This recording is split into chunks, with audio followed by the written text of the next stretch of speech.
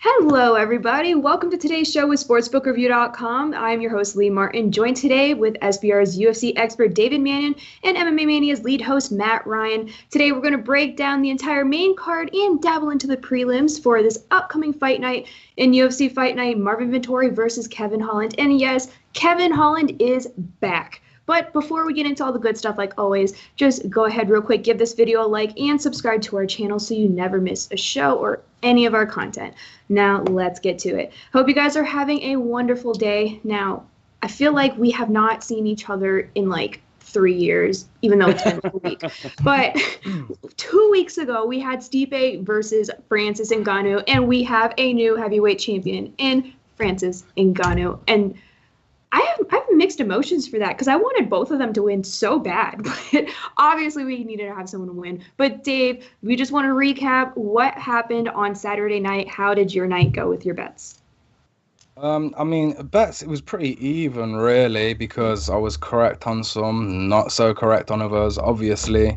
Tyron Woodley, he gave it his all, and his all just wasn't good enough. We didn't see the average slow-paced Woodley that we've been seeing, the laboured Woodley. He finally came out and decided to let loose. And you know what? For a momentarily, we were sat there like, oh, Woodley's going to knock it. No. Vicente Luque has a chin on him, and he also has some beautiful left and right hooks.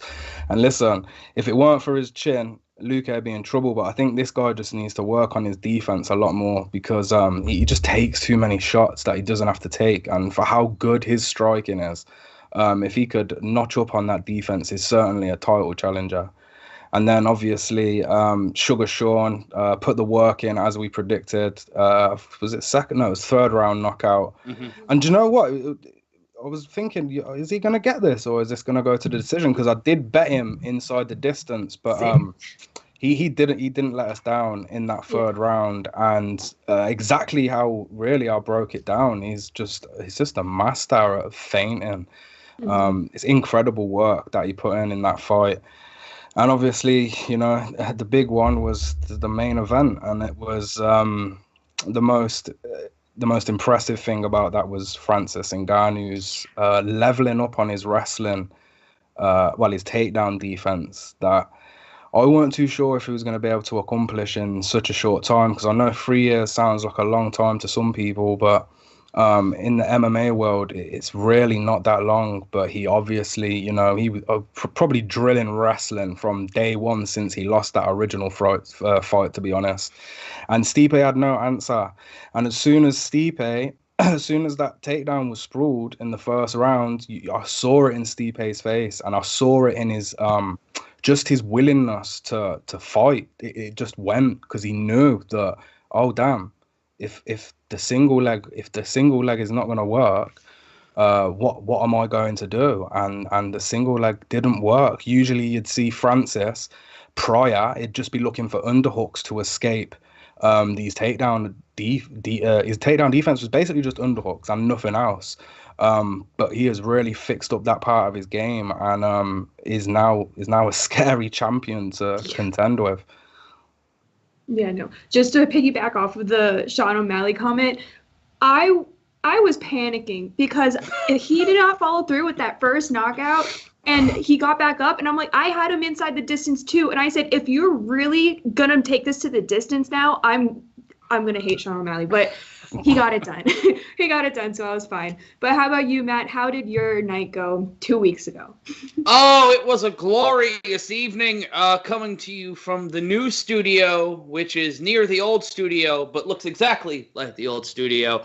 I am happy. I am elated because I got it right. Stipe got pretty much in front of God and everybody. And now Francis Ngannou is the king of the hill in the UFC heavyweight division.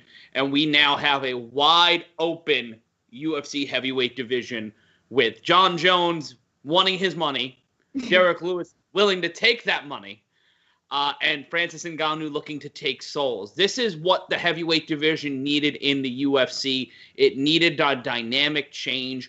We got it with Cormier, but then we got Stipe back. And this is not a knock on Stipe Miocic. He's a great fighter. He was a great champion. But I liken him to a Bob Backlund in the 1980s in the WWE. He's a guy who could get the job done, but that extra gear, that larger-than-life presence, he didn't have it. He's got that blue-collar workability. He's got that thing he touches down to the everyman. But the UFC needs stars. They need larger-than-life figures. Conor McGregor's going to do his own $1 million belt, for God's sake. We need more Gaga in our mixed martial arts. Pride never die, and craziness never dies. So, yay for me. Wonderful, wonderful. Glad to hear. Well, now this upcoming weekend, this Saturday, April 10th, I believe it is, we do have Marvin Vettori versus Kevin Holland as the main event, and we do have a stacked card. So let's get into our main card breakdown. For the first fight, we have welterweight Mike Perry versus Daniel Rodriguez. Man, what is going on with Mike Perry? I feel like I haven't seen him in so long. Anyway, odds. Mike Perry is plus 144 and Daniel Rodriguez is minus 164. Dave, I'll begin with you for your breakdown and pick for the first fight. Yeah, I mean, how can any of us trust Mike Perry at this point? Yeah. He's shown some lunacy for sure in the octagon, and he does have heavy hands, but you know, the problem is when we break down Perry to a technical aspect, he's the brawler, right? More so than the martial artist. And with a guy in Daniel Rodriguez, he needs a big name on his resume. I mean, on Nicholas Dolby, it was the best level of competition in fought, you know, but there's no names on his record that is going to raise his stock where he's actually won. And I believe this is a fight he could actually win. Without ignoring Perry putting in work to evolve his grappling and his jiu-jitsu skills, I just fear at this age and the wars that Perry has been in, it's just a little too late for me. And watching a guy in Rodriguez come out and handle Tim Means in his UFC debut with a beautiful standing guillotine, it's hard for me to envision Perry here out grappling him or even out striking D-Rod. And the most viable path for me is Perry's just gonna have to catch D-Rod with a lucky strike, and that's it. As sad as it sounds, because you know people do get behind Mike Perry, and he's a very promotable character. D-Rod is light on his feet. His footwork's great. He's gonna be the faster man, and he should be able to dictate this fight on the feet for all 3 rounds, in my opinion. And you know what? I can even see him getting a TKO stoppage. Maybe not so much a knockout, but a flurry of strikes to put an end to Mike Perry in the 3rd round. I can envision happening easily. I think we're going to see Rodriguez outskilling Perry in this one, avoiding them hooks and that brawler striking style that he has, spamming any of them takedowns that Perry might want to involve. And yeah, I think Perry is a fighter at heart, and he was born to do this. I just don't think at this point in his career, and taking, you know, 16 fights in 4 years at the elite level in the UFC, I think he's took some damage to that cranium and the contents of it. So for me, the first main card fight on this one, yeah, I'm siding with D-Rod. All right, beautiful. Well, how about you, Matt? Do you agree with Dave, or do you have a different pick for this fight? Yeah, I'm legitimately concerned for Mike Perry. If you follow MMA in any way, shape, or form as a bit of a diehard, you have seen over the past few years Mike Perry make a lot of questionable personal and professional decisions. The professional decisions sometimes pay off, like having his, girlfriend in his corner. But then you've seen the Instagram live videos, the allegations of abuse, all of the things that have turned Mike Perry into that fun, crazy wild card, into a cautionary tale for mixed martial arts. He's a tough guy. He's a gamer. He's a fighter. I don't think he should be fighting anymore. And you can come at me for saying that, but seeing all those signs, and we know what fighting does to the brain, and we know how far it can go, how bad it can get. But looking at this fight from a pure analyst point of view, Daniel Rodriguez has the bit of an advantage, even though he just lost to Nicholas Dalby at UFC 255. He's 3-1 in the UFC. He's knocked out 7. He beat Tim Means, which is a big deal. And he had a 9-fight winning streak coming into his last fight. You look at Mike Perry, he's 4-6 in his last 10. He lost to Tim Means, a common opponent at UFC 255 in his last fight. His last win was in June of 2020 against Mickey Gall. He's not the same fighter we all think he should be and can be. What Dave said about taking all those fights in such a short period of time with his style of fighting, I don't think this is going to be a good night for Mike Perry. I'm picking Daniel Rodriguez to get the win here and possibly finish this fight in the middle of in round 2. All right. Well, there you guys have it. Again, if you want to get in on this fight via BetOnline, Daniel Rodriguez is -164 and Mike Perry is +144.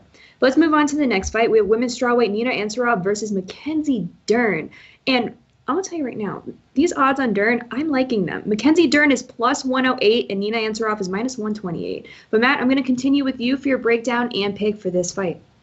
First of all, shout out to Nina Ansaroff taking a fight 7 months after giving birth. Damn, that is a tough human being. If I have like a tummy ache, I'm not doing nothing for like 5 months. You're just not getting me out of the house. But, she is coming off a loss to Tatiana Suarez. You got to wonder how dealing with all of the postpartum issues. We saw the same issue with Mackenzie Dern, her opponent in this fight after she gave birth to her son. But when you look at, Nina Ansaroff as a fighter, had a 4-fight winning streak heading into that fight with Suarez, trains alongside her wife, Amanda Nunes, is a very smart fighter, a very capable fighter. But Mackenzie Dern, when it comes to jiu-jitsu, when it comes to working on an opponent, hell, she is one of the most dangerous fighters in the UFC if given the opportunity to be. We've seen some really amazing fights, and then we've seen some fights where, it could be better. But for me, I think it's Mackenzie Dern here. I think Nina Ansaroff is going to be game. I think she's going to be ready to fight. But taking a fight against this level of opponent so soon after, a year and a half plus layoff and getting back into shape, I wouldn't have made this fight if I was Nina Ansaroff's team, but I respect her for doing it. But I'm going with Mackenzie Dern here. Beautiful. Well, how about you, Dave? Do you have a different pick for this fight? I certainly do not. I can roll straight off the back of Matt on this one. It's all about the jiu-jitsu for me. And I know, look, we come in here some weeks and we mention people who have got this bout and this bout, but Mackenzie Dern is legit as they come. She's an ADC submission fighting world champion. She's a black belt in no-gi.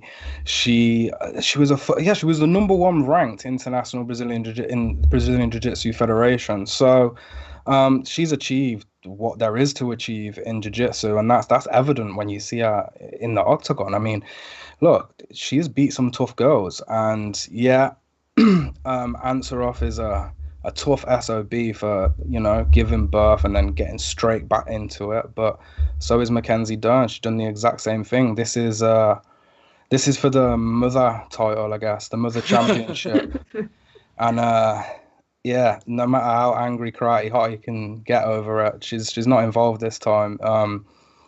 It's got to be done for me. I mean, look, and Nina, she's going to be hard to read. When you look back on her fights, in some fights you're like, oh, okay, she's legit. Yeah, great work there. And then you look at her losses, and sometimes I'm surprised she's even fighting at this level. So she is hard to read, and that's why I have to pick Dern, because Dern is not hard to read. She's not been so great striking. She's incredible on the ground.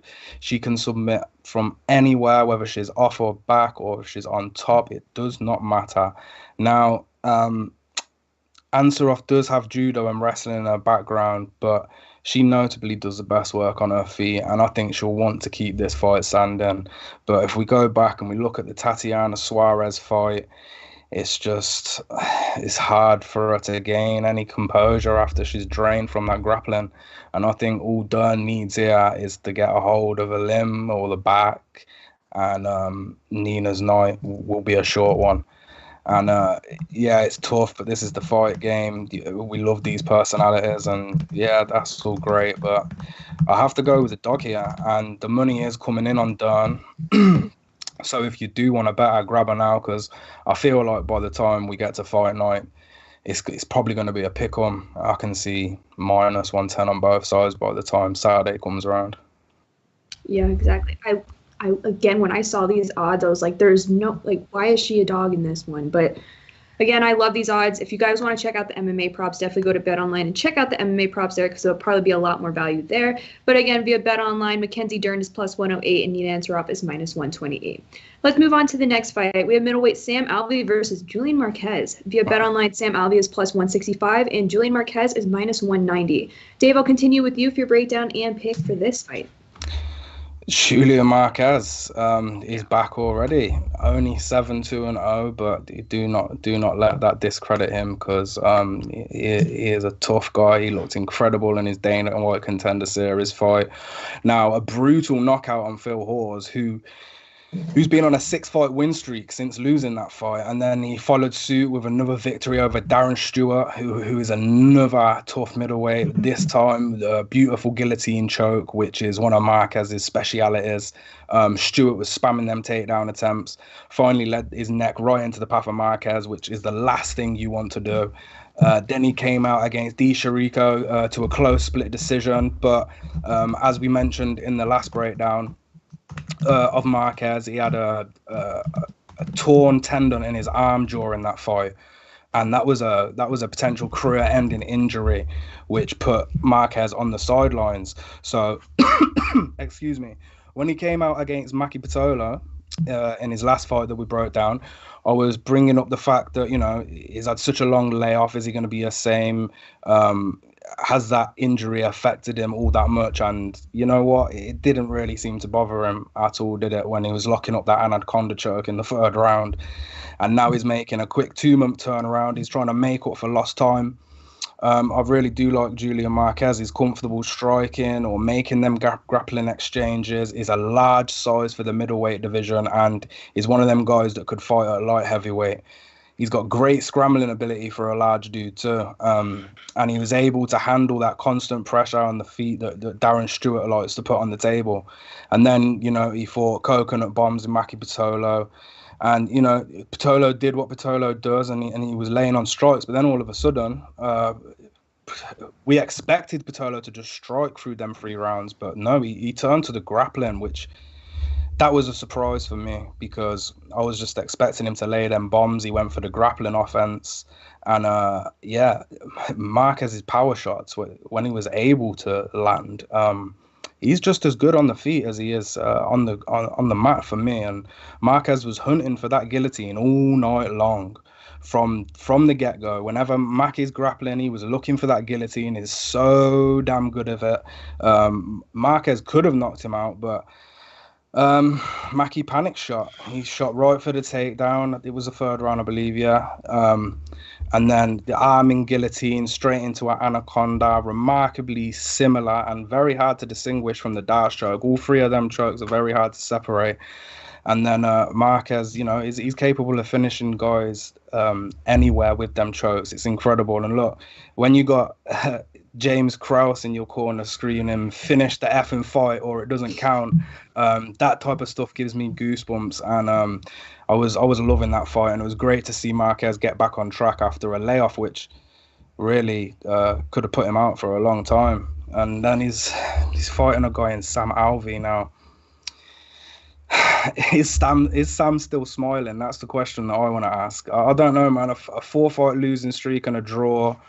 I wouldn't be smiling at all. It's tough to come hard on Sam Alvey, but because we all enjoy that lovable personality, and we all wish we could be as happy as Sam. But is Sam that happy, or is he just crazy? I don't really know. For me, in this next fight, I'd rather see serious Sam Alvey, where he exchanges that smile for a frown and realizes that he won't have a job if he doesn't take this fight serious. The good thing about Sam Alvey is when you want to go research him, we're gifted with an extensive amount of fight tape because he has been fighting forever. And it's going to be real daunting if you try to sit there going through all his UFC fights. But we should note that after the 4-fight losing streak that he was on, and then that draw with... who was it with? One of the Asian fighters. Can't remember now. But he's moving back to middleweight. So back down to middleweight. And, he should be lighter on his feet, more agile, I guess, at 185. but he's still gonna have that height and reach to assist him. Also, he thinks, because now he's got a guy in Julian Marquez who is also a big dude and could fight probably up to heavyweight if he really wanted to. The blueprint for Marquez is an easy one for me. Take Alvey down.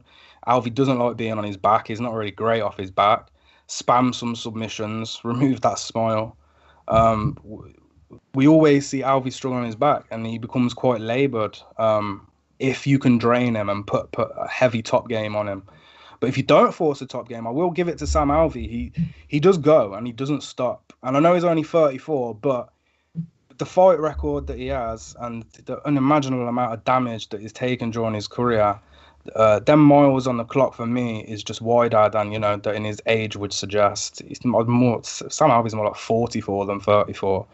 That 2-year layoff for Marquez, and then handing a fighter in Maki Pitolo, it's just hard for me to give Alvey the nod here. I see a few people saying that Alvey's the dog play, Alvey's the dog play. I'm not extremely confident in that, and I don't love these odds, and it probably won't be an actual bet for me, but I'm taking Marquez in this one. Okay. Well, how about you, Matt? Do you agree with Dave, or do you have a different pick for Alvey versus Marquez? I don't trust two kinds of people: happy people and people who give raisins out during Halloween.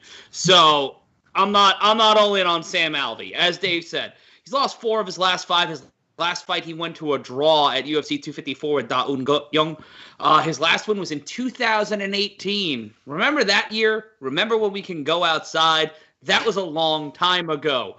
But, he's knocked out 19 human beings. He's gone to the distance 21 times in his career, and he's 11-10 on the scorecards. So you can't hard pass on a guy like Sam Alvey, but looking at some of the recent tape and looking at, his last 6 fights, he's only gotten 1 win. He's 1-4-1 in his last 6. That is not a good thing at an elite level in the UFC. And, Marquez, as Dave said, got the win over Maki Pitolo by submission back in February. He's 6-1 in his last 7. But here's a fun fact. The deeper this fight goes, the better it is for Sam Alvey. Every time Julian Marquez has gone to a decision, every time he's seen the scorecards, he's taken an L. Both of his career losses have come by way of decision, and he's only been to the scorecards twice in his professional career.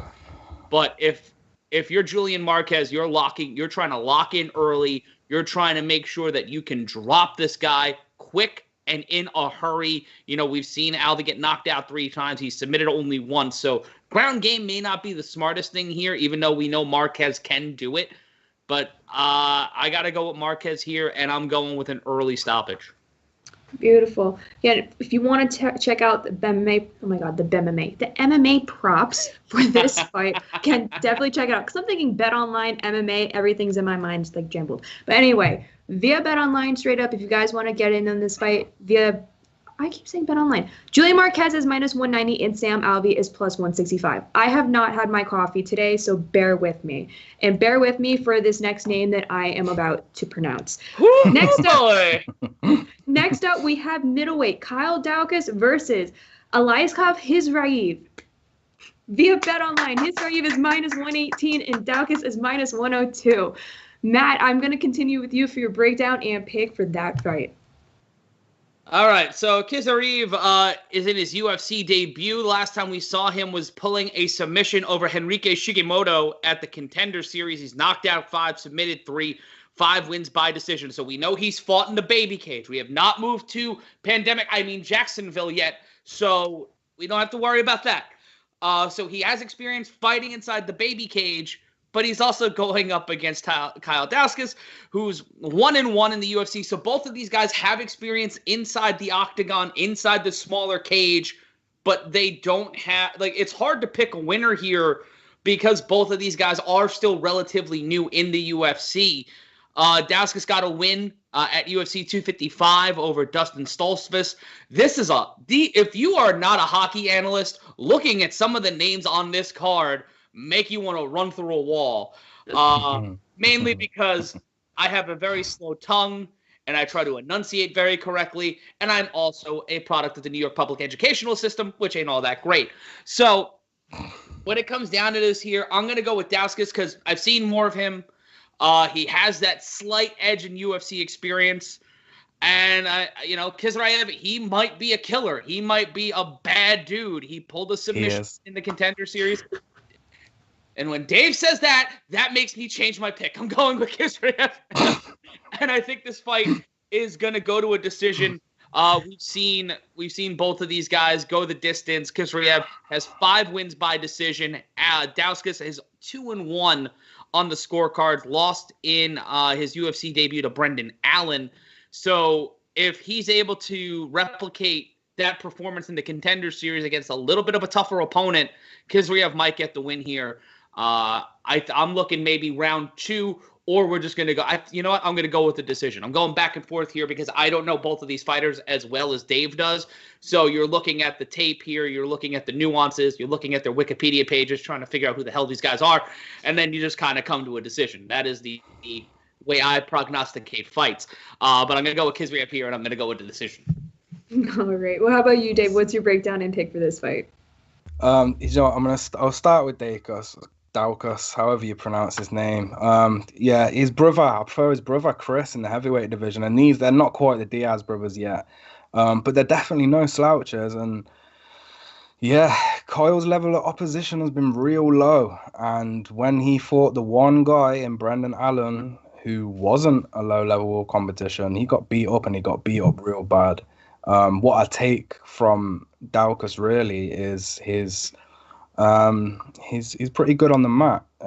Fights out of Martinez, BJJ. He's still young. He's only 28. When you watch him fight and win, which he has 90% of the time, it's all about his grappling offense, which he tends to fall to. I believe you have to quote me on this. He's a purple or brown belt in BJJ. Either way, he loves a submission finish. He's got great sweeps, great top control. And to give him credit, his long arms and frame, it's not too bad when throwing some combinations on the feet. His fight against Stolfers, his team were urging him for the takedown while he was doing great at striking at range. So that did confuse me a little bit. But you dive into his record, fighting records like 0-1, 2-3, 1-0, 7-4, 9-4, 12-5. Some of the competition has been questionable, real questionable during his pro career. You could say it's slightly padded. And then you look at his amateur record, and he went 5-5. And this brings us to Khizriev, for anyone wondering about that pronunciation. People will look at this, and this is the reason I believe why these odds are still so close. He is 5'9". I'm going to give him credit.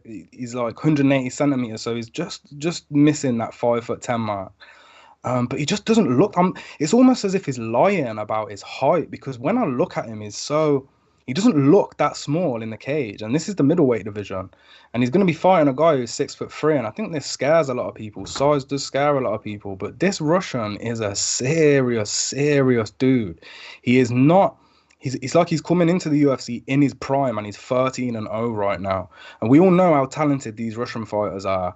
But we have yet to see a middleweight who's really been dominant in the top 10. And I think Khizriev can be that guy when I'm looking at the landscape of that division. I would be very scared. See, the Chris Weidmans and these guys, they need to worry about Khizriev. Much like a guy who's fighting on one championship tonight. We've got another guy who's got the power of Ngannou, but is also a Senegalese wrestling champion. And I've done well at kind of spotting these guys in my MMA handicapping career. I did it with Cyril Gahn. Did it with Rosenstrike. I've done it with a lot of guys where my gut feeling is telling me they're going to do real well. And Khizriev is one of them guys. He's a former Fight Nights Global Welterweight champion.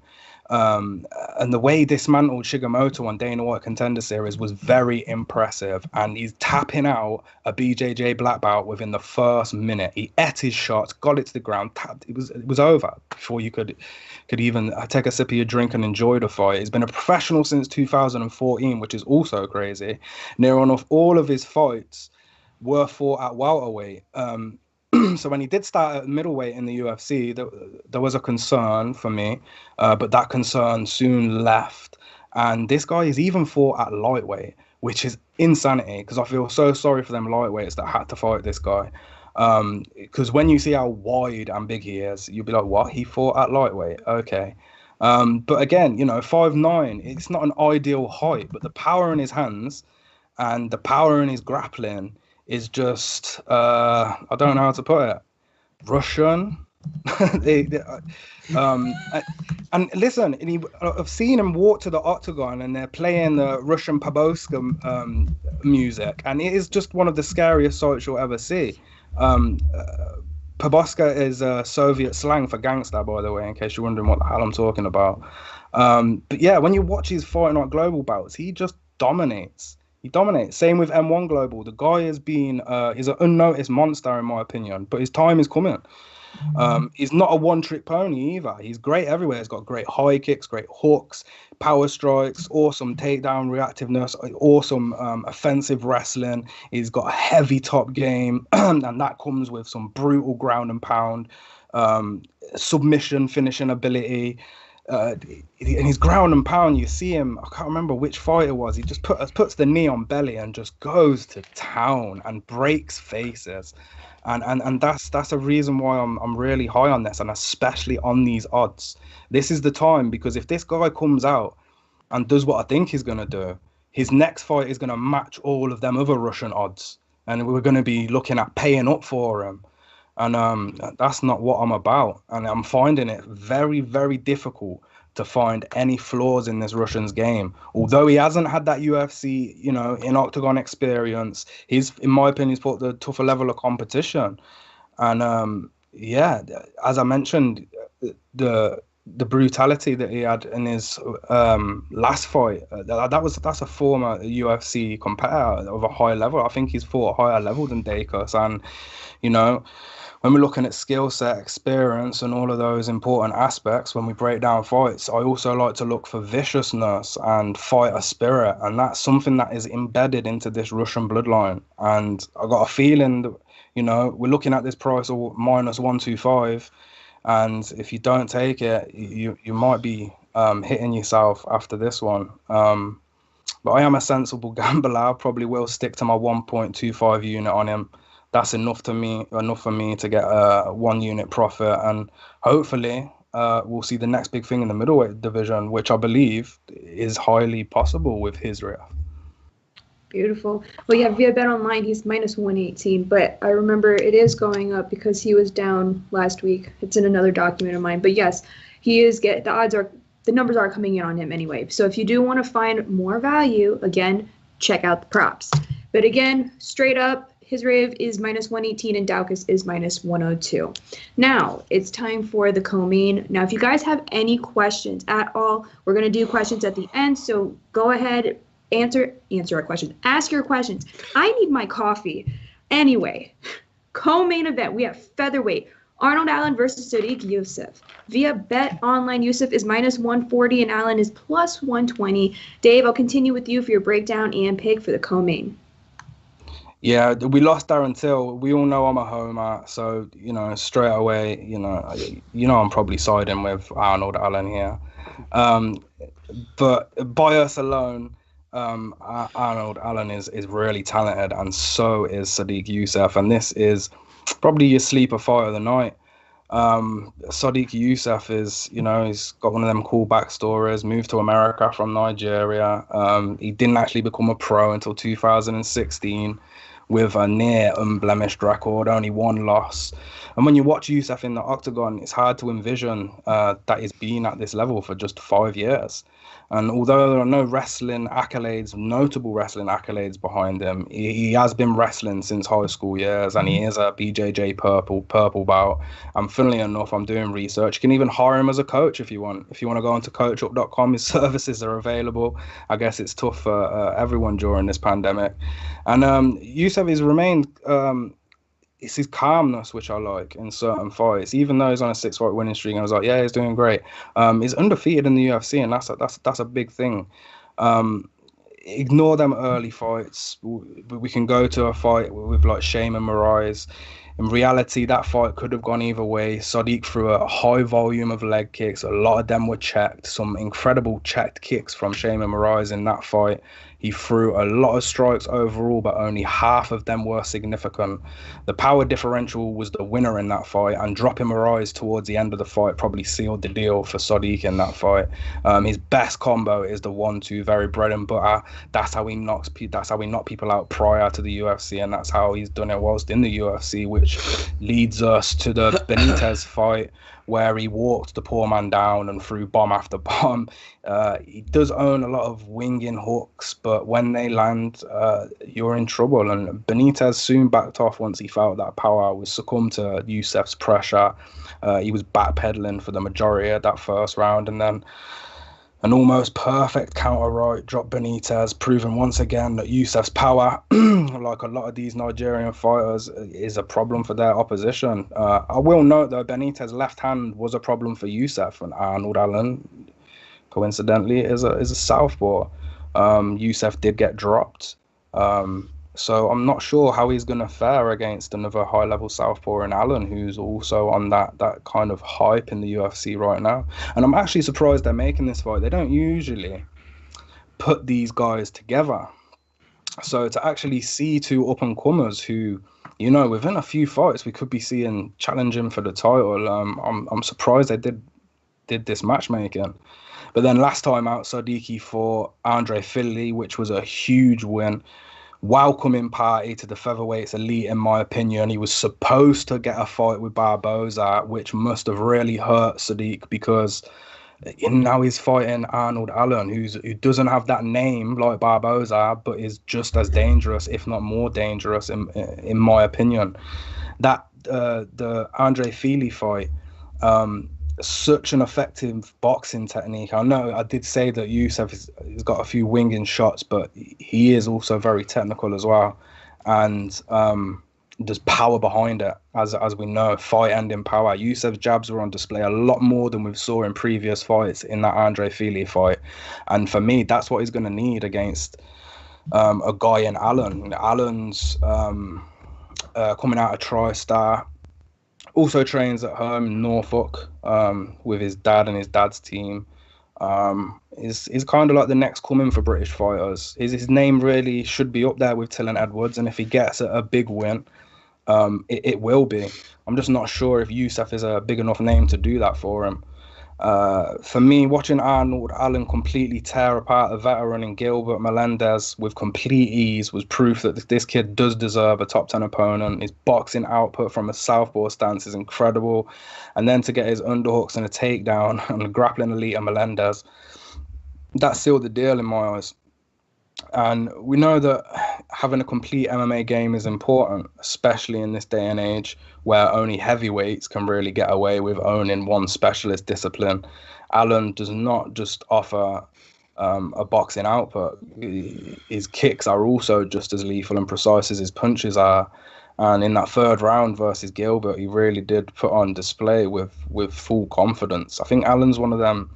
He's a bit of a slow starter, a bit of a Max Holloway-esque type guy where he does need to build that, because earlier in Allen's career he did show a lot of concerns for me, and he was becoming overwhelmed by Alan Omar, and he locked in a beautiful guillotine choke, but really besides that fight, I've never really witnessed Allen in a huge amount of trouble, even as the competition has raised from fight to fight. Actually, no, I'm lying. Mads Bernal, sorry, BJJ black belt, he put Allen on notice. Actually, I'm not going to lie.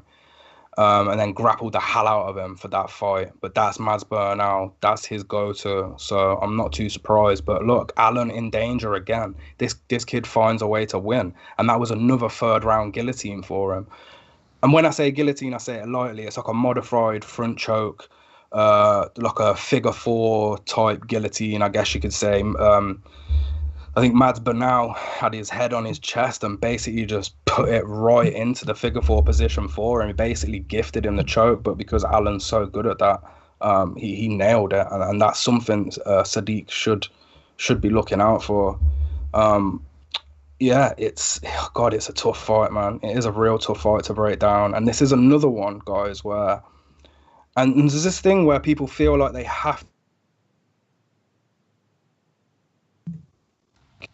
not you know, putting your life behind. But if you're putting lots of money on these main events and co-main events, it would be like ignoring the March Madness bracket and going straight to the final and just betting on the final. It doesn't make much sense.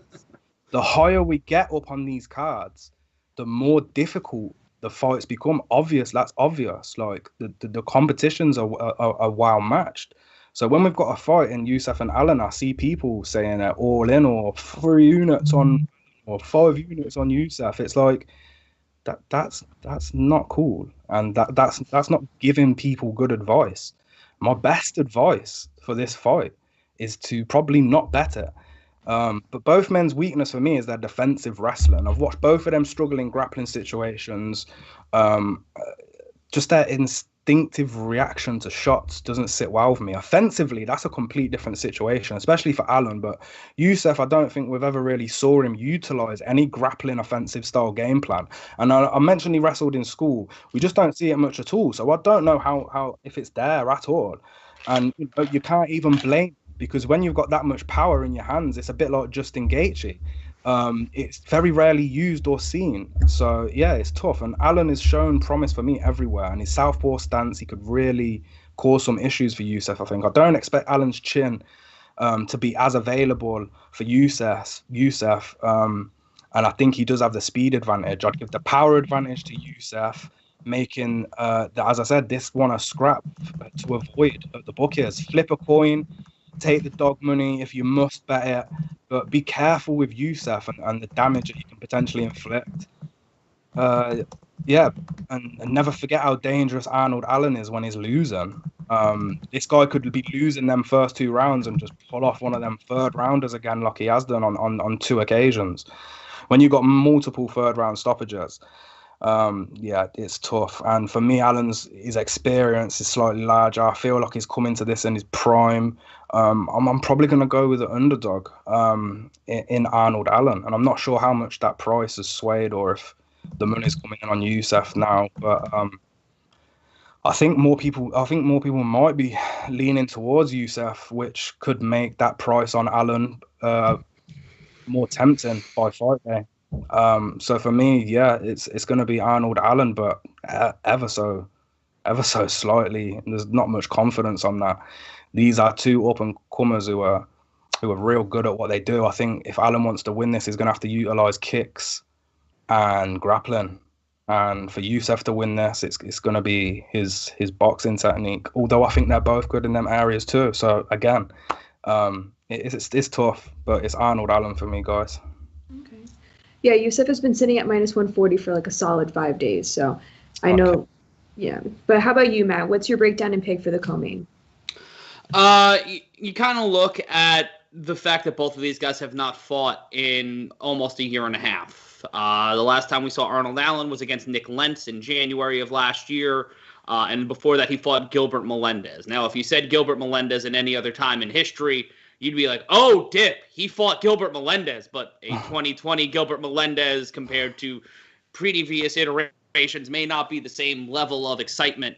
For Sodiq Yusuff, you take a look at his record outside of the 6-fight winning streak. He keeps alternating between TKO win, decision win, TKO decision. There's no gray area here. So he's either going to try to murk you in the 15 minutes he has available, or he's just going to try to make you look as terrible as humanly possible to take the unanimous decision win. He's been knocked out only once. So for Allen, who's knocked out 5 opponents, there is that puncher's chance. And I'm not trying to, go against the UK here. I'm not trying to go against my man Dave. But when I see that against Yusuf and I see that win at UFC 246 against Andre Fili, it's hard to look past Yusuf. I'm gonna go with Yusuf here, and I think this one is gonna go the entire 5. I think it's gonna go to 15 minutes, but I think Yusuf's gonna make it tight in that smaller cage. There's a lot more pressure. Yusuf's going to try to keep the fight standing, and it's incumbent on Allen to ease the pressure off from Yusuf. Make sure that he's the one making Yusuf step on his back foot and not the other way around. And I see that as a harder road for Allen than it would be in a traditional cage, in an audience. this to me is a big situational fight. The smaller the cage, the more opportunity for Yusuf to get that 7th knockout. Mm-hmm. All right, beautiful. Again, via BetOnline, Sodiq Yusuff is -140 and Arnold Allen is +120. But let's move on to the main event. We have middleweight Marvin Vettori versus Kevin Holland, and yes, he is back. I love that no one's calling him Trailblazer anymore. They're calling him Big Mouth, and I think that's very funny. But again, via BetOnline, Marvin Vettori is juiced at -305, and Kevin Holland is the underdog at +245. So, Matt, I'll continue with you for your breakdown and pick for the main event. Much like the Netflix television program Big Mouth, Kevin Holland is going through changes because this man who fought 8,362 times in 2020 met a really humbling experience against Derek Brunson. We talked about it about 3 weeks ago on the show, 2 weeks ago on the show when we last all spoke to one another. And I think that Kevin Holland taking this level of competition this soon shows he's determined to get back to where he was. But is he in the right mindset? We talked about it earlier with Mike Perry. What is he fighting for? Is he fighting to get a win and get back on top? Or is he fighting to soothe his ego a few weeks after getting piñataed? That, for me, is the problem. That, to me, is the thing that stands apart here. Marvin Vettori has 4 straight wins. He's been left in limbo. He's been left at the altar more times than the protagonist in a romantic comedy. So you feel for Vettori, and I think that Vettori's going to have a little more P&V in him than he would normally have. This fight for me is a real tough one. I don't like the odds that are so juiced in Vettori's favor. I get it, but my goodness gracious, that is a hard line to live with. I kind of want to take Kevin Holland here because I like the underdog action, and I like Kevin Holland. And there's so many things, just like the UFC and everybody who is setting the odds are setting this all up for Kevin Holland to get jobbed out. And I don't see it happening that way. If Vettori wins, he's going to win by decision. This fight's going to go the distance because I think Holland's going to slow down. I think he's going to listen to his coaches more. And I think we're going to see less smack talk. For me, that's the focus of this fight. We're going to know everything about this fight in the first 3 minutes of the first round. That's going to tell the story for the next 4 rounds, how this goes. So for me, I'm taking the underdog here. Even though Vettori has more than a puncher's chance, those odds scare the bejeebus out of me.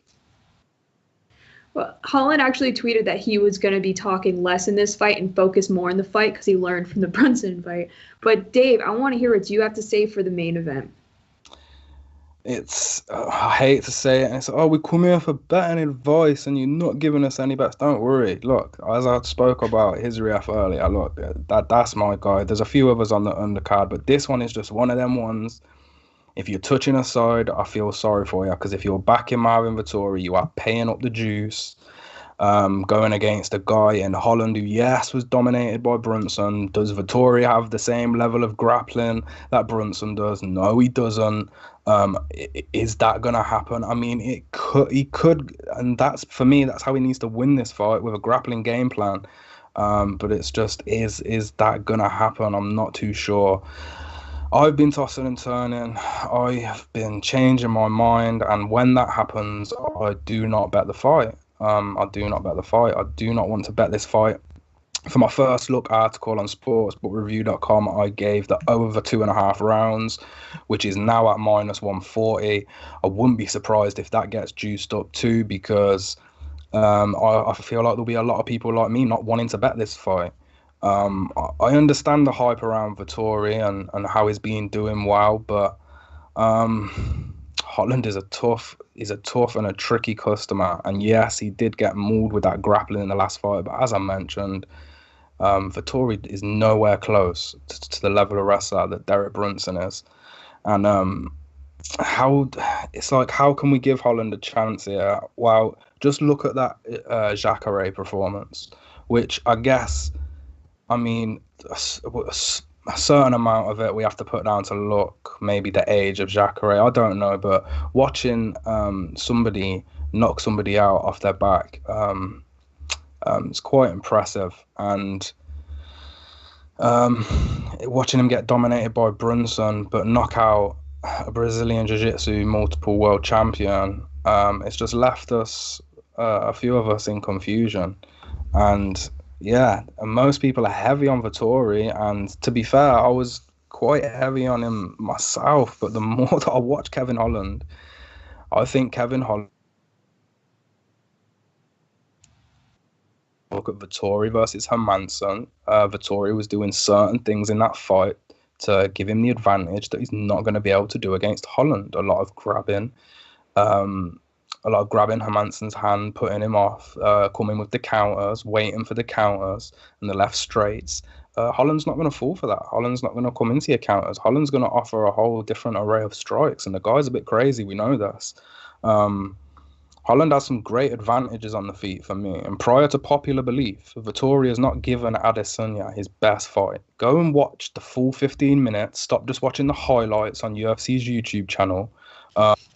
Israel gave the Italian Dream problems that he couldn't handle. It was constant problems. And as much as I like Vettori, I don't see him as a title challenger at this point in his career. I just don't. I'm not feeling how everybody else is feeling, and everybody also lets their emotions get involved with the odds too, and they see the odds. And do you think these odds makers are sitting there studying fights day in, day out for weeks, months, years, decades? No, they are not. These odds are off. These odds are off. I don't like the odds at all. They're heavily favouring Vettori. And, you know, I'm not surprised with the hype that's around him. And I did think that he had an advantage on the feet earlier this week, and now I don't. And that's because I continuously study, I continuously look at these fights from all angles. Holland is a dangerous man. I would say that Vettori is more refined and a polished fighter. But he's very basic. He's very basic. A lot of 1-2s, a lot of just waiting, a lot of laying and praying. And if that doesn't work out for him, he's going to be in trouble. I think Vettori, to win this fight, he does need to grapple, and he does need to hope that Holland can't handle his grappling like he couldn't handle Brunson's grappling. But as you know me, it's very rare I'm willing to pay up on these juiced prices. And, you know, the value in Vettori is just, it's not there. You know, it wasn't so bad on the opening odds. The opening odds were -210. Mm-hmm. See, that wouldn't have been so bad maybe for a parlay, but even at this price now, I wouldn't even want to parlay him because I'm just not that confident. And as I mentioned, we are not forced. There's no like mandatory condition that we have to bet the main event. I am a fan just as much as I am a bettor, and I want to enjoy this fight. I like the over 2.5 rounds because I think they're both tough dudes, and I can't see either one of them getting finished early. I think they both realise that it's a 5-round fight, and throwing it all into the first 2 rounds is not very smart. So for me, you know, I think it's both men's durability that's going to win this fight, and we'll see this exceed them first 10 and a half minutes. Mm-hmm. So I guess we'll see. Yeah, I'm definitely not touching this fight just because Kevin Holland, he just fought a couple weeks ago, and then Marvin Vettori, I'm with you. I'm not touching it. End of story. But again, if you guys do want to get in on it via BetOnline, Marvin Vettori is -305 and Kevin Holland is +245. And if you guys do like Marvin Vettori, like I've been saying this entire show, check out the MMA props because there will definitely be more value there for you guys. But again, Marvin Vettori is -305. Kevin Holland is +245. Now let's go to our prelims and our lock of the card. And honestly, the prelims are looking nice. We have Jim Miller, and I haven't seen him in a while. I'm a Jim Miller fan. We have Yorgan De Castro, Hunter Azure, many good fighters on this preliminary card. So Dave, I'll begin with you for your top preliminary fight that you're looking out for, or your lock of the card. Yeah, get your notepads out, fellas. And it's funny. It's funny that you mentioned Jim Miller because for me, Joe Selecki is, you know, when you speak to your average MMA fan and critic about, you know, the up and comers and the most talented, you're gonna hear Zabit and these names fly about. But Joseph Selecki is a serious dude, and since he made his debut on Dana White Contender Series, for me, he's proven to be a serious problem for anybody that he has faced. A huge win over Austin Hubbard that sealed the deal for me. He treated Hubbard like an amateur, and he proved himself worthy of some stiff competition. In step Jim Miller. The UFC are using one of their veterans to promote the skill set of Joe Solecki here, and I think Miller's a great candidate for that. I rarely pay the juice, as I just mentioned, but Solecki's one of them guys that I would put 2 units on to bring it back. I think he's still at around -200 now. And look, Miller's quite capable of sneaking in one of them cheeky submissions, and he's a legend of the sport, but it's Joe Solecki's time for me. And then, obviously, I think everyone knows who my lock's going to be. It's going to be Khizriev, especially you mentioned -118 at BetOnline. Come on. It's Khizriev for me. And then another one that stands out is quite juiced, and Yorgan De Castro is not. It's not the type of name you want to run to every fight night, but he's fighting a guy in Danho who is terrible. I do not like Danho's chances in this fight. His last fight, his previous fight, I can't remember who he was fighting, but the guy's literally running away. He's running away. Like, yeah, Yorgan De Castro stands out for me. But the main fight that I'm looking forward to is going to be the Khizriev Daukaus fight and Allen and Yusuff fight. Them 2 fights are going to be incredible. So if you want to ignore the prelims, if you're not that much of a fan, you're welcome to, but make sure you tune in for them fights, because there's going to be some fireworks, that's for sure. Definitely. Well, how about you, Matt? What's your prelim fight that you're looking out for, or a lock of the card? So my lock of the card is the big boy fight. I'm going with Yorgan De Castro. My second lock is Mackenzie Dern. Yet again, no shade to Nina Ansaroff. It's just hard to bet against Mackenzie Dern in situations like this. But the only big boy fight on the card is like a WWE Superstars match from '87. We've got the young up-and-comer against a guy who looks like it, but he's an already in-the-ring fighter. He's a guy that's already there. You know he's going to be there. He might as well call himself the Duke of Dorchester or looking up at the lights, because he might be doing the job ski. But my prelim to watch is Solecki and Miller, as Dave said before. Solecki is one of those guys that is on the come up, and Jim Miller's Jim Miller. You like watching a guy who's got a solid 1970s baseball name. Like, you could see him in a Kansas City Royals uniform playing alongside George Brett. It's just got that strong, I chew a lot of tobacco and maybe have tipped over a tractor kind of energy. And we need that in MMA. We need more like Chuck Roast, Beef Steak. We need more fanciful names in MMA. Also, just more things for me to make fun of. Come on, guys. I need material. I think I'm the funny one on the show. I don't know. Lee's the pretty one. Dave's the smart one. I'm the one that people make fun of. So, we got to figure out something here. We need a rhythm, people. You're the best. But I was looking in the chat trying to find some questions. No one asked any questions. But there was one comment that stood out to me the most. And Danny, my guy. Shout out to Danny, my guy. At Matt. He got that Rasta look. I'm about to roll a J in your honor, sir. 420 blaze it. I live in a state where it's legalized, so muzzle tough. Love it. Little too early in the day. Never too early. Anyway, that's all we have for our main card breakdown, and we dabbled into the prelims a little bit. If you guys want to check out the rest or all of SPR's UFC Experts content, just go to sprpicks.com/UFC. You can find my articles there. You can find Dave articles there and the rest of the teams. If you're not following the guys on Twitter, definitely give them a follow, because Dave will post his punching parlays. He posts everything on there. Matt is constantly talking about everything. So give them a follow. You can follow Matt at MRyan Consulting and Dave at DManion_. And while you're at it, give SBR a follow at SBR Sports Fix. Thank you guys for watching. Good luck this weekend. I'll see you next week. About to get my coffee.